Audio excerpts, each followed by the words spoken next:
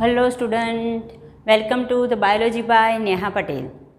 Standard 11થમાં આપણે ભણી રહ્યા છીએ અને આજે આપણે એક નવા ચેપ્ટરની શરૂઆત કરવાની છે. ચેપ્ટર નંબર 10, કોષ ચક્ર અને કોષ વિભાજન. જુઓ આગળ, આ ચેપ્ટર શરૂઆત કરતાં પહેલાં આપણને કોષ વિશેની માહિતી ખબર હોવી જોઈએ. તો આપણે આગળનું જે ચેપ્ટર છે, ચેપ્ટર નંબર 8, એમાં આપણે કોષ વિશેની સંપૂર્ણ માહિતી મેળવી ગયા છીએ. આ ચેપ્ટર એકદમ નાનું અને બહુ જ આઈએમપી છે, બહુ એકદમ શોર્ટ ટૉપિક છે, પણ એક આખી પ્રક્રિયા છે, સળંગ ક્રિયા ચાલે છે, બરાબર. અને બધા જ શબ્દો બહુ જ ધ્યાનથી સમજજો. આ ટૉપિકમાં ટૉપિક વાઇઝ પોઈન્ટ ન હોતા અલગ અલગ ન પડે, તમારે કન્ટિન્યુ જ આખું ચેપ્ટર ભણવું પડે, બરાબર. કદાચ અંગિકાઓ વખતે એવું થાય કે તમે લાઇસોસોમ પહેલાં ભણો, તો કણાભસૂત્ર પછી ભણો, કે પહેલાં હરિતકણ ભણો તો ચાલે ચેપ્ટર નંબર 8માં. પણ અહીંયા એવું નહીં થાય. તમે ધારો કે ડાયરેક્ટ ત્રીજું લેક્ચર જોશો તો આગળના લેક્ચરનું તમને નહીં ખબર હોય, કારણ કે આપણું ચેપ્ટરનું નામ શું છે? કોષ ચક્ર અને કોષ વિભાજન. તો કોષ વિભાજન એ આખી ક્રિયા છે. આખા ચેપ્ટરમાં એક ક્રિયા જ ભણવાની છે, સળંગ, કે કઈ રીતે કોષનું વિભાજન થાય. તો ફર્સ્ટ સ્ટેપ, સેકન્ડ, થર્ડ, કઈ વિવિધ પ્રક્રિયાઓ છે, બધી જ આપણે કન્ટિન્યુઅસ જ ભણવી જોઈએ, બરાબર. એટલે આમાં વચ્ચે વચ્ચે તમે કોઈ પણ લેક્ચર જોવાનો કે વચ્ચે કોઈ પણ ગેપ પણ લેક્ચર જોવામાં તમને પડી જશે તો તમને કંઈ ખબર પડશે નહીં. એટલે ખાસ કહું છું કે ફર્સ્ટ વિડીયોથી માંડી અને લાસ્ટ લેક્ચર સુધી કન્ટિન્યુઅસ તમે આ લેક્ચર જોશો તો તમને આખો ટૉપિક એકદમ સારી રીતે ખબર પડી જશે. એકવાર 1 by 1 રોજે એક લેક્ચર જોયા પછી એકવાર એવું પણ કરજો કે એકવાર બેસી અને સળંગ બધા જ લેક્ચર જોઈ લેવાના. આખી પ્રક્રિયા તમારા માઇન્ડમાં સળંગ થઈ જાય, બરાબર. અને છતાં શોર્ટ આઉટ અમુક પોઈન્ટ પણ કહીશ. બીજી મહત્ત્વની કે પ્રક્રિયા, અહીંયા જે કોષ ચક્ર છે, કોષ વિભાજન છે, એ આપણે અહીંયા ભણવાની શરૂઆત કરીએ છીએ. એક ખાસ બીજી એક સૂચના કે આને લગતા જો નીટના કંઈક વધારાના શબ્દ કહેવા હશે તો હું જોડે જ કહેતી રહીશ. રીઝન કે આમાં કોઈ એવો શબ્દ નથી કે લાઇસોસોમ માટે હું પહેલાં ભણાવી દઉં પછી તમને નીટમાં એમાં વધારાનું કરાવું. અહીંયા આ ટૉપિકને લગતું વધારાનું જે પણ મારે કહેવું હશે એ બને તેટલું હું તમને સાથે જ કહેતી રહીશ. એટલે ખાસ આમાં નીટનો એક્સ્ટ્રા લેક્ચર લગભગ જરૂર પડશે નહીં. એટલે આખો વિડીયો સારી રીતે જોજો. બહુ નાનો છે, બહુ આઈએમપી છે, બહુ જ બધા ક્વેશ્ચન પૂછાય છે અને સિમ્પલ પણ ખરો, બરાબર. જો તમે કન્ટિન્યુઅસ બધા શબ્દ મારી સાથે સમજશો તો જ. આખી પ્રક્રિયા છે ને ચક્ર છે, ને તો પછી ચક્રમાં ગોટાળે ચડી જશો, બરાબર. તો સાથે જ બધા જ કન્ટિન્યુ ટૉપિક બધા ભણવાની શરૂઆત કરશો. ચલો, બધા શબ્દ પણ આપણે સમજીશું. ટેક્સ્ટબુકમાં જે ક્વેશ્ચન કઈ રીતે પૂછાય તો શું લખવું, એમસીક્યુ કઈ આવી શકે, એમસીક્યુ ઘણા બધા બની શકે છે. એકદમ નાનો ટૉપિક, બરાબર. 8મા ચેપ્ટર કરતાં એકદમ નાનો શોર્ટ ચેપ્ટર, પરંતુ બહુ અગત્યનો અને એકદમ ઇઝી. જો તમે સિમ્પલી બધા જ શબ્દો અહીંયા શું કહેવા માગે છે એ બધા શબ્દો મારા ધ્યાનથી સાંભળશો તો. ચલો, તો ચેપ્ટરની આજથી આપણે શરૂઆત કરીએ. વેલકમ આ ચેપ્ટર માટે. ચલો જુઓ, ચેપ્ટરમાં તમને જે પ્રસ્તાવના આપેલી છે, આપણે ટેક્સ્ચ્યુઅલ ટૉપિક પણ સાથે બધા શબ્દ સમજતા જઈશું. તો ટેક્સ્ચ્યુઅલ ટૉપિકમાં તમને જે પ્રસ્તાવના આપેલી છે એમાંથી કઈ રીતે ક્વેશ્ચન પૂછાઈ શકે એક ટૉપિક મેં લીધેલો છે.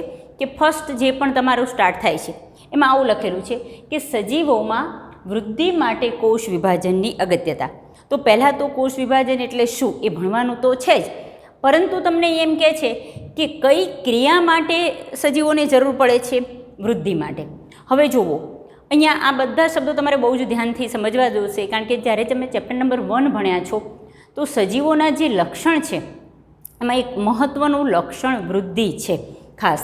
ચલો, તો સજીવોના જે વિવિધ લક્ષણો છે એમાં એક એનું બહુ જ મહત્ત્વનું લક્ષણ કે સજીવ હોય તો એનું કેરેક્ટર એ શું પામી શકે? વૃદ્ધિ પામી શકે.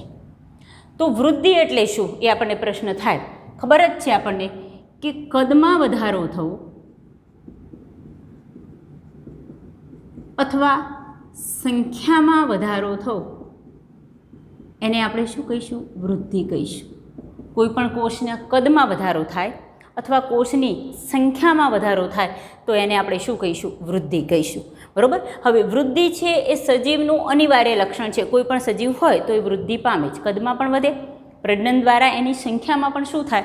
વધારો થાય, બરાબર. તો હવે આપણે આ ટૉપિક કોષ વિભાજનની દૃષ્ટિએ જોવો હોય તો વૃદ્ધિ સમજવી પડે. અને વૃદ્ધિને તમે કયા અર્થમાં સમજી શકો તો એ સમજતી વખતે, અને આગળ ચેપ્ટર નંબર જે 8 છે કોષ, એમાં પણ આપણે એક શબ્દ વાપરેલો કે સજીવ એકકોષી હોય કે બહુકોષી. બરાબર. હવે ચલો આપણે ઘણા બધી ટર્મિનોલોજી, ઘણા બધા શબ્દથી તમે પરિચિત છો એટલે પણ આપણું ચેપ્ટર ઝડપી ચાલશે. મારે પહેલાં એવું બાયોલોજી સ્ટાર્ટ કર્યું ત્યારે એવા શબ્દો હોય કે તમને અમુક ખબર જ ના હોય. હવે ઘણા બધા શબ્દોથી તમે પરિચિત થઈ ગયા છો એટલું જે પણ બોલીશ એ તમને યાદ આવશે જ. સજીવ એકકોષી હોય કે બહુકોષી, સૂક્ષ્મ સંરચના ધરાવતો હોય કે એકદમ જટિલ સંરચના, એના જીવનની શરૂઆત એક જ કોષથી થાય. યાદ છે? ચલો તો આપણે એ ટૉપિક ઉપર જઈએ અને આ પોઈન્ટ તમને આપેલો જ છે કે સજીવ સૂક્ષ્મ સંરચના ધરાવતો હોય એટલે એકદમ નાનો હોય, સરળ કક્ષાનો હોય, કે પછી જટિલ સંરચના ધરાવતો હોય કે વિશાળ શરીર ધરાવતો હોય.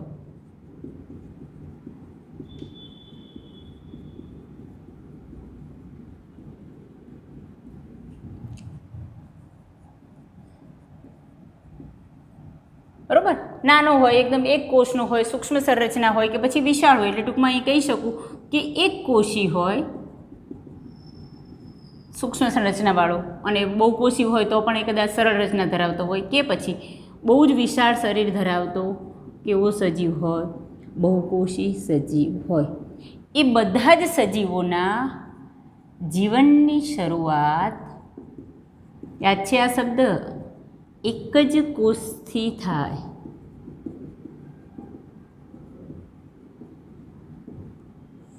આ કોષને આપણે શું કહીશું? ચેપ્ટર નંબર 8 કમ્પ્લીટ જોયું હશે તો ખબર હશે.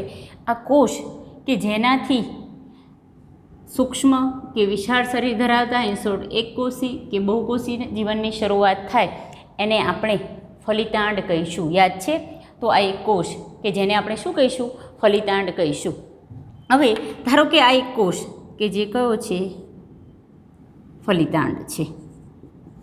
ફલિતાંડ માટે બીજો શબ્દ યુગ્મનજ, એને જ બીજો શબ્દ ઝાયગોટ. તો એમસીક્યુમાં પણ આવી શકે.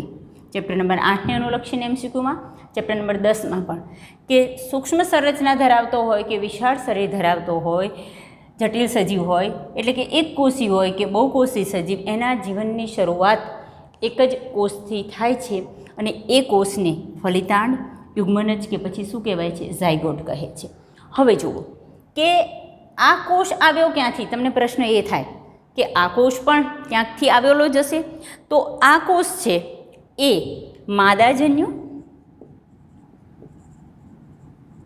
અને નરજન્યુ એના જોડાવાથી નિર્માણ પામે અને આ બંને કોષની જોડાવાની પ્રક્રિયા એને ફલન ક્રિયા કહેવાય. તો આ પણ શબ્દ એમસીક્યુ કે આ ફલિતાંડ જે એક કોષ છે દ્વિકીય છે, 2n.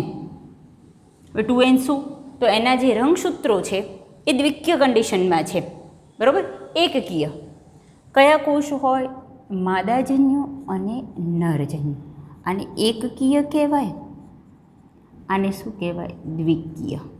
એકકીય અને દ્વિકીય એનું જનીન દ્રવ્ય છે. ધારો કે સમજી લો કે આ માદાજન્યુ નર મનુષ્યનો છે એટલે કે મનુષ્યનો અંડકોષ છે. તો આમાં 23 રંગસૂત્ર હોય. નરજન્યુ એટલે કે શુક્રકોષ મનુષ્યનો હોય તો આમાં 23 રંગસૂત્ર હોય. આ બંને જોડાય, માદાજન્યુ અને નરજન્યુ જોડાવાની ક્રિયા એને આપણે શું કહીશું? ફલન. તો અહીંયા બીજો પણ એક શબ્દ ફલન શું છે? એ બંને જોડાય અને ફલિતાંડ, યુગ્મનજ કે જે ઝાયગોટ બને, જે 2n બને. કારણ શું? એમાં 23 જોડ રંગસૂત્ર હોય. સમજાયું? એટલે કે 46. આ 23 છે એટલે nn એ બંને જોડાય 2n એટલે n બરાબર 23, 2n n એટલે 23. સમજાઈ જાય છે? એટલે n એકકીય છે, જ્યાં 2n બતાવે એ દ્વિકીય છે. તો અહીંયા આ પણ આન્સર કે ફલિતાંડ હંમેશા કેવો હોય છે? દ્વિકીય હોય છે. બરાબર. જો ઘણા બધા આ નીટને લગતા ટૉપિક લઈ લો, આ બધા જ પોઈન્ટ જો સારી રીતે સમજશો તો બધું જ ખબર પડી જશે. બાકી ટેક્સ્ચ્યુઅલ જો અત્યારે કરવા જાઓ તો અત્યાર સુધીમાં આખું એક પેજ પૂરું જ થઈ જાય. બરાબર. પણ બધા શબ્દ આટલામાંથી કેટલા બધા એમસીક્યુ આવી શકે? જો સમજો, આ કોષ જેનાથી જીવનની શરૂઆત થાય એને શું કહેવાય? એના 3 નામ. બરાબર. આ કોષ આવે ક્યાંથી? તો માદાજન્યુ અને નરજન્યુના જોડાણથી.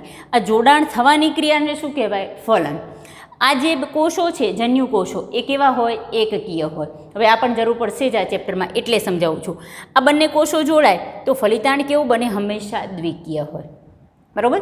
હવે જુઓ, આપણે એમ કીધું કે બધા જ કોષોના જીવનની શરૂઆત આનાથી થાય. હવે ધારો કે સજીવ એક કોષી છે તો એ આ એનું શરીર બની જ ગયું, જેવું કે અમીબા, પેરામીશિયમ બધા આ એક કોષ ધરાવતો સજીવ.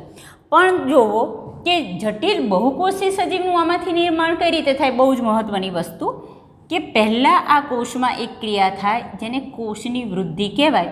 એટલે કોષ કદમાં વધે, એનું જનીન દ્રવ્ય પણ વધે. બરાબર. પછી એનું વિભાજન થાય. કોષનું વિભાજન એટલે આપણું ચેપ્ટર જ હું ભણવા પ્રસ્તાવના ઉપર જઈ રહી છું. કોષ વિભાજન થાય અને કોષ વિભાજનને કારણે આ હતા એવડા અને એવા જ બે કોષોનું નિર્માણ થાય. બરાબર. જુઓ, અહીંયા એની વૃદ્ધિ થાય છે, કદમાં વધે છે, જનીન દ્રવ્ય બેવડાય છે, પરંતુ એ દ્વિકીય હોય તો દ્વિકીય જ રહે. ખાસ ધ્યાન રાખજો, બેવડાયનો મતલબ સંખ્યા વધતી નથી. એટલે કદમાં આપણે હવે કોષ વિશે ખબર છે તો એનું કોષરસ વધશે, એની અંગિકાઓ વધશે, આરએનએ વધશે, પ્રોટીન વધશે, એમાં જે પણ બધા જ ઘટકો છે એ બેવડાય. એટલે કોષ પોતે કદમાં વૃદ્ધિ પામે. કદમાં થતો વધારો એને વૃદ્ધિ કહીએ. બરાબર. પછી એમાં કોષ વિભાજન થાય એટલે કોષના બે ભાગ થાય. આવું કેમ જરૂરી છે? જો ધારો કે આ કોષ હોય ને એમાં કોષ વિભાજન થાય તો શું થઈ જાય? ડાયરેક્ટ એના અડધા ભાગ થઈ જાય. ફરી પાછું થાય તો અડધા ભાગ થઈ જાય. એનો મતલબ કે કોષ નાનો નાનો બનતો જાય. પણ કોષ પોતાનું કાર્યક્ષમ કદ ગુમાવતો નથી. એટલે પહેલાં કોષ બેવડાય ને પછી બે ભાગ થાય. એટલે નિર્માણ પામતા કોષ આના જેવા જ અને આનો જેટલું જનીન દ્રવ્ય ધરાવતા અને એના જેટલા જ હોય કદમાં પણ. એટલે જુઓ કે આ 2n હોય, આ બેવડાયું 2n થયું, ફરી પાછા એના બે ભાગ થયા, રહે તો 2n જ. હવે તમને એમ થાય કે અહીંયા કેમ 2n નું 2n કહીએ છીએ? દ્રવ્ય છે એ એના જેવા ઘટક નિર્માણ પામે. એટલે અહીંયા 23 જોડ છે તો અહીંયા 23 જોડ રંગસૂત્ર જ રહે. કેમ, કઈ રીતે એ આગળ કોષ વિભાજન જોઈશું ત્યારે આ વસ્તુ ખબર પડી જશે, પણ મારે શબ્દ સમજાવો છે એટલે. અને આમાં પણ 23 જોડ હોય, આમાં પણ 23 જોડ હોય. ઇન શોર્ટ આ પણ 2n બને, આ પણ 2n બને. એટલે થાય શું? આના જેવો ને જેવો આ 23 જોડ હતો તો 23 જોડ ધરાવતા જ બે કોષ બન્યા. એક કોષમાંથી બે કોષ બન્યા. કોષનું વિભાજન થઈ અને એ બે કોષનું નિર્માણ થયું. આ પ્રક્રિયાને કોષ વિભાજન કહેવાય. આખી પ્રક્રિયાને કોષ વિભાજન કહેવાય. પરંતુ વિભાજન પામતા પહેલાં કદ વૃદ્ધિ પામે, પછી એનું વિભાજન થાય. એટલે અહીં વિભાજન શબ્દ જ વાપરીએ, આખું કોષ વિભાજન કહેવાય. બરાબર. એટલે પહેલાં વધવું ને પછી ભાગ પડવા, બે કોષ બન્યા. આ રીતે ધારો કે બે બન્યા છે, ફરી પાછું શું થાય? આ કોષમાં સેમ આ પ્રક્રિયા થાય. પહેલાં બે શબ્દ સમજીએ. આ બે કોષ માટે આ બંને કોષને આપણે બાળકોષ કહીએ, તો એના માટે આ એનો માતૃકોષ કહેવાય અથવા પિતૃકોષ. એમાંથી આ બે બાળકોષ બન્યા. બરાબર. ફરી પાછું આ કોષમાં સેમ પ્રક્રિયા થાય. હવે આના માટે તમારે ફરી ચેપ્ટર નંબર 8માં કોષવાદ વિશે વાત યાદ કરો. રુડોલ્ફ વિસ્ટ્રોએ શું દર્શાવ્યું? કે કોઈ પણ કોષ એના પૂર્વ અસ્તિત્વ ધરાવતા કોષમાંથી નિર્માણ પામે. સમજો, હવે આ કોષ ક્યાંથી આવ્યા? તો એના પૂર્વ અસ્તિત્વ ધરાવતા કોષ. તો આ બે બાળકોષ અને માતૃકોષ કહીએ. ફરી આ કોષમાં સેમ પ્રક્રિયા થાય એટલે આ કોષ પાછો વૃદ્ધિ પામે કદમાં, પાછા એના બે વિભાજન થાય. તો અહીંયા ફરી પાછું એવું થાય કે આમાંથી બે કોષ બને. બરાબર. આમાં પણ સેમ પ્રક્રિયા થાય, આમાંથી ફરી પાછા બે કોષ બને. તો એ સમયે આ માતૃકોષ થયો, આ એના બાળકોષ થયા, આ માતૃકોષ થયો, એનો બાળકોષ થયા. આ પ્રક્રિયા સતત ચાલુ રહે અને આ રીતે ફરી શું થયું? કોષની સંખ્યામાં વધારો થયો. બરાબર. તો આપણું આખું ચેપ્ટર શું છે? આટલી ક્રિયા એટલે આખું ચેપ્ટર.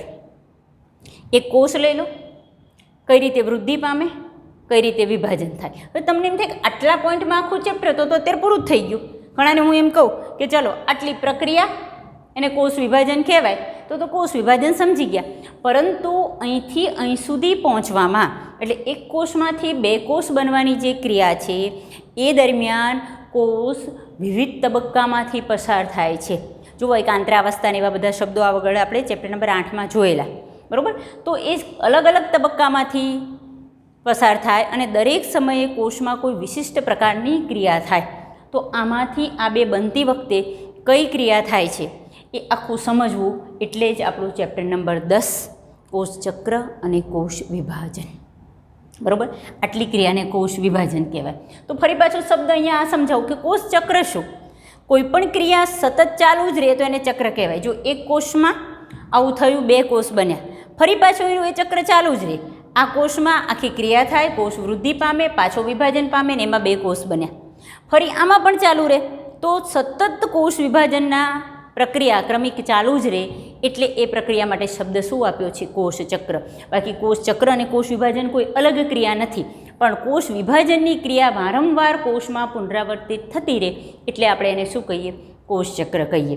બરાબર. તો અહીંયા કોષવાદ પણ એ જ રીતે સમજાયું. રુડોલ્ફ વિસ્ત્રોએ સમજાવ્યું કે કોઈ પણ કોષ એના પૂર્વ અસ્તિત્વ ધરાવતા કોષમાંથી નિર્માણ પામે. તો અહીંયા આ શબ્દ પણ યાદ રાખવાના જ્યારે MCQ આવે કે આ 2 બાળકોષ હોય તો આ એના માટે માતૃકોષ, આ 2 બાળકોષો હતા એના માટે માતૃકોષ. બરાબર છે. તો આ રીતે કોષોની સંખ્યામાં શું થયો? વધારો થયો. હજુ મારે એ સમજાવવું છે કે આ બહુકોષી સજીવ અસ્તિત્વમાં કઈ રીતે આવે. હવે જુઓ શું થાય. આ ક્રિયા સતત ચાલુ રહે. આપણે એક કોષમાં આપણે એમ કીધી કે બહુકોષી સજીવ છે, તો બહુકોષી સજીવમાં લાખોની સંખ્યામાં કોષો હોય.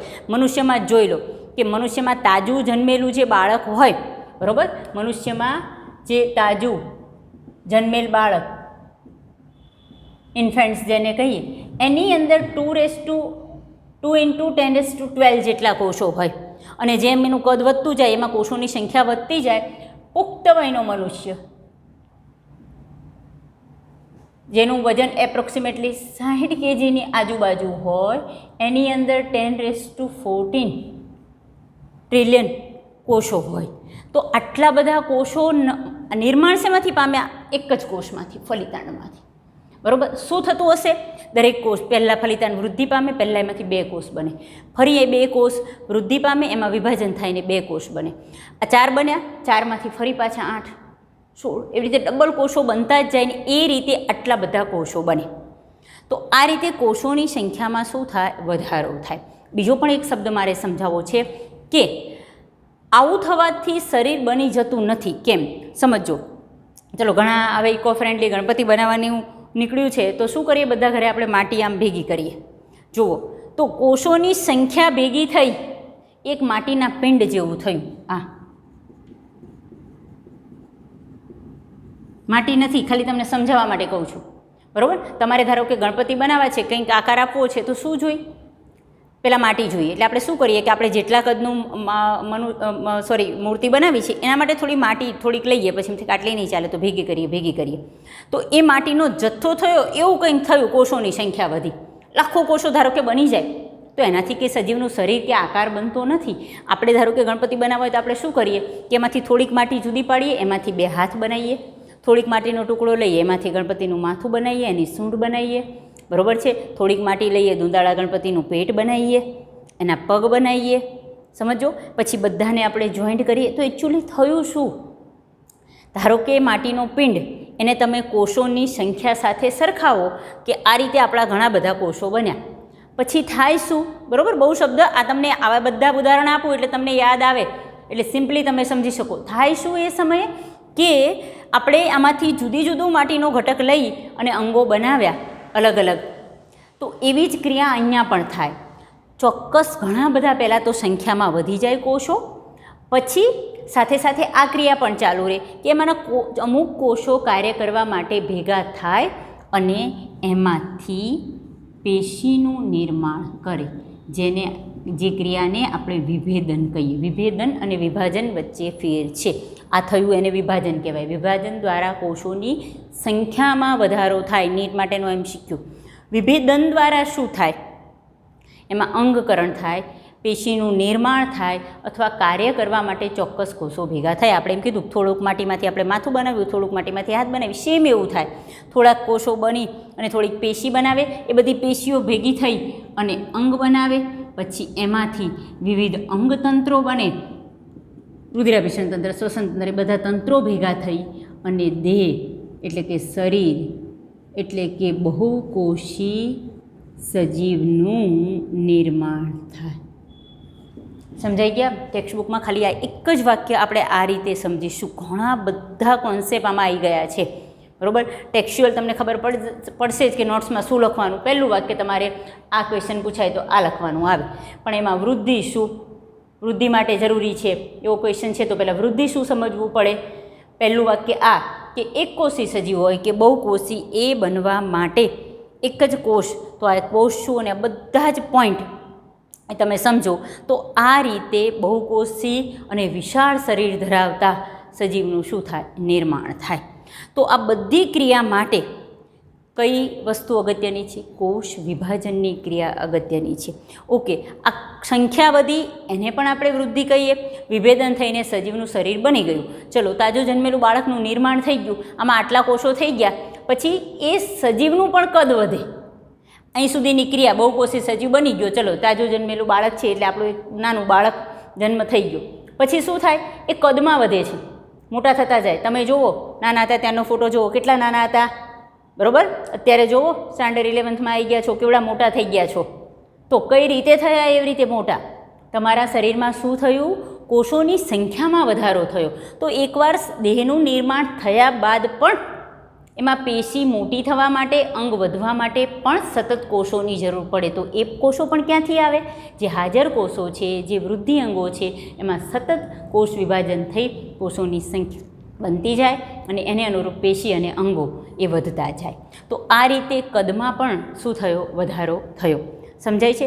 ચલો, તો આ બધી જ ક્રિયા માટે કોષ વિભાજન ખૂબ જ અગત્યનું છે. એક પોઈન્ટ આપણે પહેલી લાઈન ટેક્સ્ટબુકની સમજ્યા. જો તમે સાથે ટેક્સ્ટબુક લઈ અને જોતા હશો તો તમને પહેલી લાઈન ખાલી અહીંયા આટલા વસ્તુમાં સમજી ગયા છીએ. ચલો, નેક્સ્ટ પોઈન્ટ આપણે એવો જોઈએ. અહીંયા કહે છે, આ ભૂસી નાખું છું, સમજાઈ ગયું છે બધું? ચલો, નેક્સ્ટ પોઈન્ટ તમને એવું કહે છે કે વૃદ્ધિ અને પ્રજનન. પ્રજનન થવું એટલે શું? પહેલાં તો આ થયું એને જ પ્રજનનની પ્રક્રિયા કહેવાય, કે જેના દ્વારા સજીવના શરીરનું શું થયું? નિર્માણ થયું. અથવા ધારો કે આપણે એમ કહીએ કે બહુકોષી સજીવ બન્યા, તો એક કોષમાંથી સજીવ બન્યો એને જ આપણે શું કહી શકીએ? પ્રજનન કહી શકીએ. તો આ પ્રજનનની ક્રિયા થાય કઈ રીતે એ સમજવા માટે જોવું ખાસ, કે ધારો કે તમને નેક્સ્ટ પોઈન્ટ એમ કહે છે કે વૃદ્ધિ અને પ્રજનન માટે સજીવને જરૂરિયાત છે. વૃદ્ધિ અને પ્રજનન એ બધા જ સજીવના જે કોષો છે એની જરૂરિયાત છે. કારણ કે દરેક કોષને નિર્માણ થવા માટે, કાર્ય કરવા માટે વૃદ્ધિ પામવી જોઈએ, અને પ્રજનન એ પણ સજીવનું અથવા બધા જ કોષની જરૂરિયાત. કેમ છે કે વૃદ્ધિ, આપણે જ્યારે પણ લક્ષણો જોઈએ તો આપણે એક જોયું કે વૃદ્ધિ એ સજીવનું લક્ષણ છે, તો પ્રજનન પણ સજીવનું લક્ષણ છે. કોઈ પણ સજીવ પોતાના જેવો જ સજીવનું નિર્માણ કરવાની જે ક્ષમતા ધરાવે એને આપણે એની શું કહીએ? પ્રજનન. તો બધા જ સજીવો અને તેના કોષો એને પણ આ બે ક્રિયાની શું જાય? સતત જરૂર રહે છે, બરાબર. જુઓ કે પ્રત્યેક માતૃકોષ, આગળ આપણે જોયું, તમને નેક્સ્ટ ક્વેશ્ચન એમ કહે છે કે પ્રત્યેક માતૃકોષ, સમજાઈ ગયો? માતૃકોષ, કોઈ પણ માતૃકોષ કેમ કીધો? પહેલાં ફલિતાંડ માતૃકોષ થયો, પછી બે બન્યા તો એ બે માતૃકોષ થયા. કે પ્રત્યેક માતૃકોષ વિભાજન દ્વારા, એટલે કોષ વિભાજન દ્વારા બે બાળકોષો ઉત્પન્ન કરે છે. આયો આ શબ્દ પણ, આ ટેક્સ્ટબુકના વાક્ય લખું છું, પણ આ શબ્દ પણ આગળ આપણે પહેલાં બહુ સારી રીતે સમજી ગયા કે પ્રત્યેક માતૃકોષ એ વિભાજનની ક્રિયા દ્વારા બે બાળકોષો ઉત્પન્ન કરે છે. અને આ નવા નિર્માણ પામેલા કોષો, જે નવો કોષ બન્યો હોય, કોષો પણ પાછું શું થાય? આપમેળે વૃદ્ધિ પામે અને સાથે સાથે પ્રજનન પણ કરે છે. એટલે કોઈ પણ કોષમાં વૃદ્ધિ અને પ્રજનન સતત ક્રિયા ચાલુ જ રહે છે. બીજી રીતે જોવા જાય તો વૃદ્ધિ અને વિભાજનના ચક્રો દ્વારા જ એક કોષમાંથી લાખો કોષ ધરાવતી જે આપણે ક્રિયા જોઈએ, તો એમ કહે છે કે વૃદ્ધિ અને પ્રજનન એના ચક્રો, ચક્ર કેમ એ પણ મેં સમજાવ્યું કે એક કોષમાંથી બે બન્યા, પહેલાં એની વૃદ્ધિ થઈ પછી વિભાજન થયું એટલે બે કોષ પ્રજનન પામ્યા, ફરી આમાં વૃદ્ધિ થઈ વિભાજન થયું પ્રજનન દ્વારા, બરાબર. તો દરેક કોષમાં આ ક્રિયા ચાલુ જ રહે અને એ રીતે આ એક કોષમાંથી, જેને આપણે ફલિતાંડ કહ્યો હતો, એમાંથી લાખો કોષો ધરાવતા સજીવનું શું થાય? નિર્માણ થાય. તો મનુષ્યનું ઉદાહરણ લઈએ તો આપણે મનુષ્યના જીવનની શરૂઆત ફલિતાંડ એક જ કોષથી થાય અને એમાંથી જે બાળકનું નિર્માણ થાય એમાં આપણે જોયા 2 × 10⁻12 જેટલા કોષો ધરાવતા બાળકનું નિર્માણ થાય. આ બાળક પણ વૃદ્ધિ પામે અને પુખ્તતાએ પહોંચે, એપ્રોક્સિમેટલી જેનું 60 કિલો વજન હોય એમાં તમને કહે છે 10⁻14 જેટલા કોષો હોય. તો એક કોષમાંથી વૃદ્ધિ અને પ્રજનનની ક્રિયા દ્વારા લાખો કોષ ધરાવતા સજીવનું શું થાય છે? નિર્માણ થાય છે, બરાબર. તો આ દર્શાવે છે કે આ બધું જ ક્રિયા માટે, વૃદ્ધિ માટે કઈ પ્રક્રિયા અગત્યની છે? કોષ વિભાજનની ક્રિયા અગત્યની છે. આ બધા શબ્દો ટેક્સ્ચ્યુઅલ લખ્યા છે, પરંતુ એ આખું જ મેં આગળ જે સમજાવ્યું એ પહેલાં સમજજો. બધી લાઈન લખું ને હું તમને સમજાવું એના કરતાં બેટર છે કે પહેલાં આખો ટૉપિક તમે સમજો અને પછી શું કહેવા માગે છે. તો ટેક્સ્ટ બુકમાં જે તમારું પહેલું પ્રસ્તાવના છે એ આ સ્વરૂપે તમે લખી શકો પોઈન્ટ પાડીને, બરાબર. ટોપિક ક્વેશ્ચન આ રીતે લખી શકે. તમારે ટેક્સ્ટ બુકમાં ક્વેશ્ચનમાં ટોપિક પણ લખી નાખવાનો કે શું પૂછાય કે સજીવોમાં વૃદ્ધિ માટે કોષ વિભાજનની અગત્યતા સમજાવો, તો એટલો ટોપિક લખવાનો રહેશે, બરાબર. અહીંયા આપણે આટલો કોષ વિભાજન માટે પૂરું કરીએ. નેક્સ્ટ ક્વેશ્ચન તમને એવું પૂછે, આ આંકડો પણ આપણે નીટ માટે થઈ અને યાદ રાખીશું, બરાબર. નેક્સ્ટ ક્વેશ્ચન તમને એમ પૂછે કે કોષ ચક્ર એટલે શું? કયો ટોપિક છે આપણો હવે? કોષ ચક્ર. ચલો તો આપણે કોષ ચક્ર વિશેની માહિતી મેળવીએ.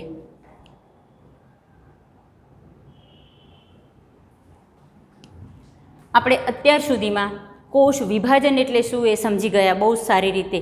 આટલો જ પેરેગ્રાફ સમજાવવામાં જુઓ આપણે એક આખો લેક્ચર પૂરો થઈ ગયો, બરાબર. નેક્સ્ટ ટોપિકમાં હું તમને સમજાવું છું કે કોષ ચક્ર એટલે શું. અહીં સુધીમાં પહેલાં તમને એમ થાય કે આટલું જ ચાલ્યું હશે, પણ બહુ જ સારી રીતે આખો વિડીયો જોઈ અને તમે જાતે વિચારો કેટલા MCQ નીકળી શકે, બરાબર. નોટ્સ પણ એમાંથી જોઈ અને બધી સારી રીતે તમે બનાવતા રહેશો. અહીંયા આજનો લેક્ચર આટલો આપણે પૂરો કરીએ છીએ. નેક્સ્ટ લેક્ચરમાં આપણે કોષ ચક્ર વિશેની માહિતી પૂરી કરીશું, બરાબર. જય હિન્દ.